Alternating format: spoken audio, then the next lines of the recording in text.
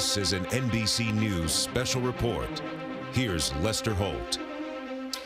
Hello, everyone. President-elect Joe Biden is about to speak to the nation on a day when the Electoral College made it official, 306 to 232, that Biden won the election. Let's go right now to the president-elect. Just as old as our nation itself. And once again, in America, the rule of law, our Constitution, and the will of the people prevailed. Our democracy pushed, tested, threatened, proved to be resilient, true, and strong. The Electoral College votes, which occurred today, reflect the fact that even in the face of a public health crisis unlike anything we've experienced in our lifetimes, the people voted. They voted in record numbers. More Americans voted this year than have ever voted in the history of the United States of America. Over 155 million Americans were determined to have their voices heard and their votes counted.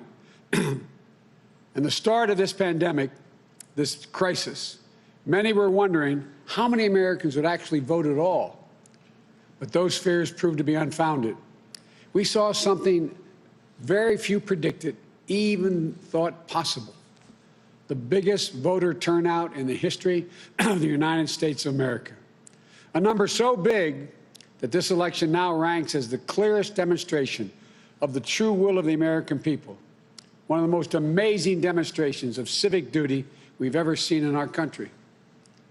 It should be celebrated, not attacked. More than 81 million of those votes were cast for me and Vice President-elect Harris. That, too, is a record. More than any ticket has received in the history of America. It represents a winning margin of more than 7 million votes over the number of votes cast for my opponent. Together, the Vice President-elect Harris and I earned 306 electoral votes, well exceeding the 270 electoral votes needed to secure victory. 306 electoral votes is the same number of electoral votes that Donald Trump and Vice President Pence received when they won in 2016. Excuse me. At the time, President Trump called the Electoral College tally a landslide. By his own standards, these numbers represented a clear victory then, and I respectfully suggest they do so now. If anyone didn't know before, they know now. What beats deep in the hearts of the American people is this: democracy. The right to be heard, to have your vote counted, to choose leaders of this nation, to govern ourselves. In America, politicians don't take power. People grant power to them. The flame of democracy was lit in this nation a long time ago. And we now know nothing, not even a pandemic or an abuse of power, can extinguish that flame.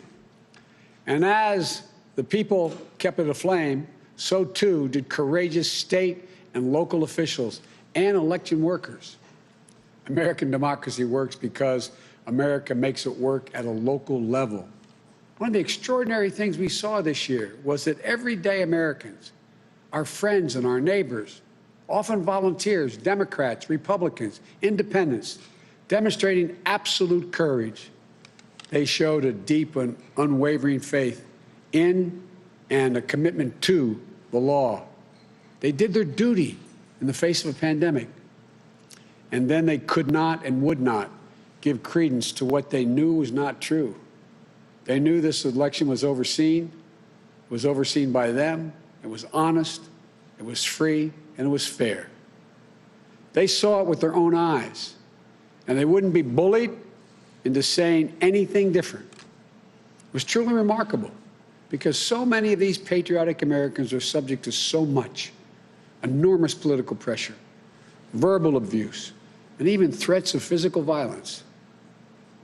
While we all wish that our fellow Americans in these positions will always show such courage and commitment to free and fair elections, it is my sincere hope we never again see anyone subjected to the kind of threats and abuse we saw in this election. It's simply unconscionable. We owe these public servants a debt of gratitude. They didn't seek the spotlight. You know, and our democracy survived because of them, which is proof, once more, that it's everyday Americans infused with honor, character, and decency that is the heart of this nation. You know, in this election, their integrity was matched by their strength, independence, and the integrity of our judicial system. In America, when questions are raised about the legitimacy of any election, those questions are resolved through the legal processes. And that's precisely what happened here. The Trump campaign brought dozens and dozens and dozens of legal challenges to test the result. They were heard again and again. And each of the times they were heard, they were found to be without merit.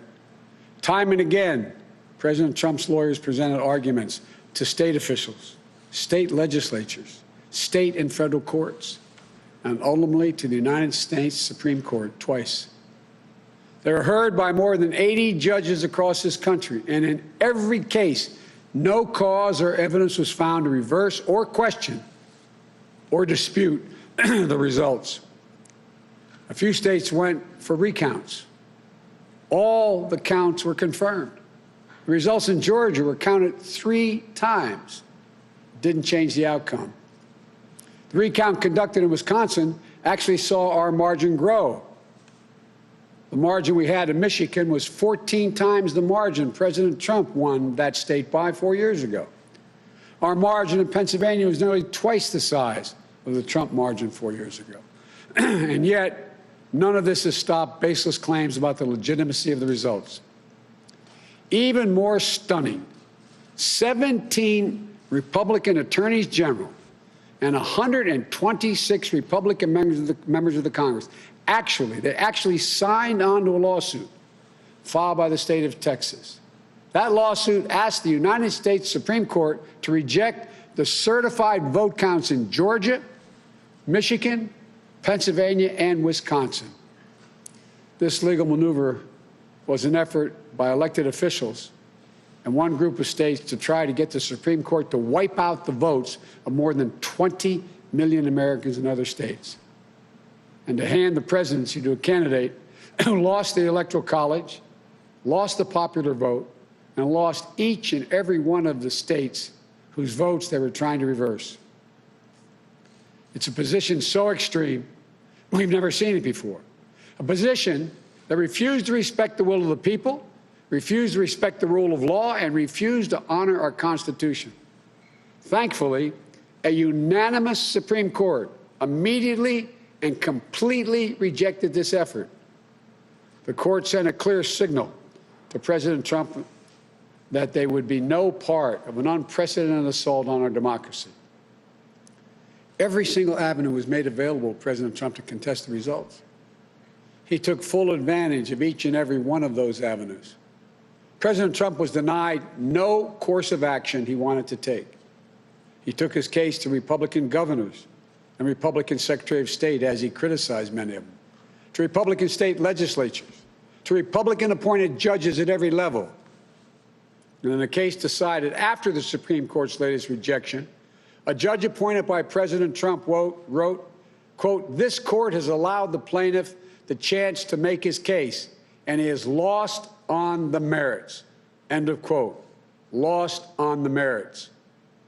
Even President Trump's own cybersecurity chief, overseeing our elections, said it was the most secure election in American history, and summarily was let go.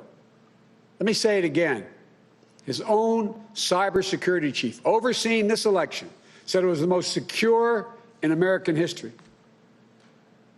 You know, respecting the will of the people is at the heart of our democracy, even when we find those results hard to accept. But that's the obligation of those who've taken on a sworn duty to uphold the Constitution. 4 years ago, when I was a sitting vice president of the United States, it was my responsibility to announce the tally of the Electoral College votes in the joint session of Congress that voted to elect Donald Trump. I did my job. And I'm pleased, but not surprised, by the number of my former Republican colleagues in the Senate who have acknowledged already the results of the Electoral College. I thank them, and I'm convinced we can work together for the good of the nation on many subjects. That's the duty owed to the people, to our Constitution, to our history. You know, in this battle for the soul of America, democracy prevailed. We, the people, voted. Faith in our institutions held. The integrity of our elections remains intact. And now it's time to turn the page, as we've done throughout our history, to unite, to heal. As I said in this campaign, I will be president for all Americans. I'll work just as hard for those of you who didn't vote for me as I will for those who did. There's urgent work in front of us. Getting this pandemic under control and getting the nation vaccinated against this virus. Delivering immediate economic help so badly needed by so many Americans who are hurting today. And then building our economy back better than it ever was. In doing so, we need to work together to give each other a chance to lower the temperature. And most of all, we need to stand in solidarity as fellow Americans, to see each other, our pains, our struggles, our hopes, and our dreams. We're a great nation. We're good people. We may come from different places, hold different beliefs, but we share in common a love for this country, a belief in its limitless possibilities. For we, the United States of America, has always set the example for the world for a peaceful transition of power. We'll do so again. I know the task before us won't be easy. It's tempered by the pain so many of us are feeling.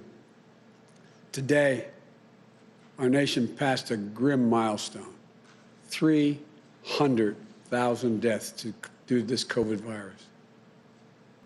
My heart goes out to each of you in this dark winter of the pandemic, about to spend the holidays and the new year with a black hole in your hearts, without the ones you loved at your side. My heart goes out to all of you who have fallen in hard times through no fault of your own, unable to sleep at night, staring at the ceiling, and weighed down by the worry of what tomorrow will bring for you, and equally important for your family. But we've faced difficult times before in our history. I know we'll get through this one, but together. That's how we get through it, together. So as we start the hard work to be done, may this moment give us the strength to rebuild this house of ours upon a rock that can never be washed away. As in the prayer of St. Francis, for where there is discord, union, where there is doubt, faith, where there is darkness, light. This is who we are as a nation. This is the America we love. And that is the America we're going to be. So thank you all. May God bless you. And may God protect our troops and all those who stand watch over our democracy. Thank you. President-elect Joe Biden taking no questions there, making about a 15-minute or so speech, essentially claiming, or you could argue reclaiming, victory. His victory affirmed by the Electoral College today, making it official. 306 to 232, Biden won the November 3rd election, and he spent a lot of his time, obviously, dealing with some of the claims of President Trump and some of his more extreme supporters. The president-elect also talking about the fight ahead with regard to the coronavirus. Let's go to Jeff Bennett right now. He's with the president-elect in Wilmington. Jeff, was this a speech that had always been planned to coincide with this meeting of the Electoral College?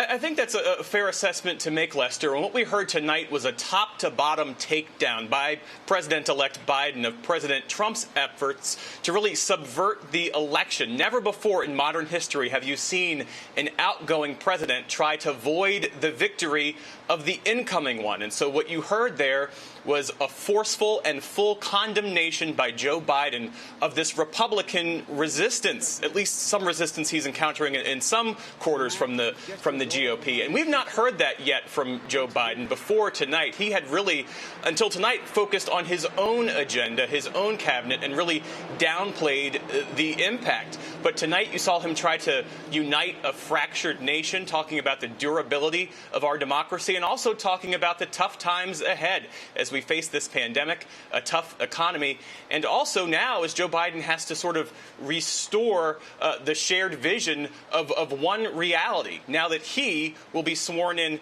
as president on January 20th. Lester? Yeah, let's talk about that reality a bit with Hallie Jackson. President Trump hasn't received that memo on the reality of this. Still talking today and his supporters about finding a way to change the outcome of this election. Yeah, listen, Lester, to use your analogy, he knows the memo has been written, but he is not abiding by what it says. The president is continuing to insist that there is a way to subvert the will of the voters, even though there simply is not. Here is what the strategy seems to be right now. Keep in mind that this is now a done deal, right? What we saw today in the Electoral College process has locked in Joe Biden's electoral win. What happens next occurs on January 6th. That is when these votes, these results go to Congress and they are formally received. It is possible that you could have some of the president's loyalists, and there is discussion about this, lodge this long shot, last ditch objection. Basically, you need somebody from each chamber, the House and the Senate, to support that. That's hurdle one. But then you also would need both chambers of Congress, the House and the Senate, to vote to support that objection. That is not going to happen. The House is controlled by Democrats, of course, and they are certainly going to do nothing to try to back up the president's continued false claims of a stolen election, an election that President Trump lost. The thing to watch now, Lester, here in Washington and on Capitol Hill, is what do Republicans do? Up until this point, you've only seen a handful of Senate Republicans acknowledge Joe Biden as the president-elect. President-elect Biden is clearly calling on more Republicans to do just that, basically saying, turn the page. It is time to move on. Today, since that Electoral College vote was finished, was locked in, you have seen maybe a half dozen more Senate Republicans come out and do the same thing, acknowledge Joe Biden as the president-elect. It hasn't been the floodgates opening or the dam breaking, pick your analogy there, but you have seen some of that movement start to happen. You may see more of that moving forward. No reaction from President Trump in the last couple of seconds here since President-elect Biden finished his speech. But given that it was, as Jeff put it, this takedown of President Trump, I'd be surprised if that holds too much longer. Lester. Hallie, thanks. And Jeff, very quickly, was there growing concern within the Biden camp that the president's assaults on the legitimacy of this election was beginning to erode, beginning to have some undesirable effects? There was. And even as Joe Biden by now has announced more than half of his cabinet designates and has tried to push forward with his own agenda, he was all too aware of the resistance that he was encountering from President Trump's supporters. There was, of course, that huge rally in Washington, D.C. just over the weekend. And so, yeah, it became increasingly clear that the president-elect had to confront it head on, and that's precisely what he did tonight, Lester. All right, Jeff Bennett and Hallie Jackson, thank you for your coverage. We're going to return you now to regular programming. We'll have more on all of today's developments on your late local news and on NBCnews.com. I'm Lester Holt, NBC News. Have a good evening, everyone.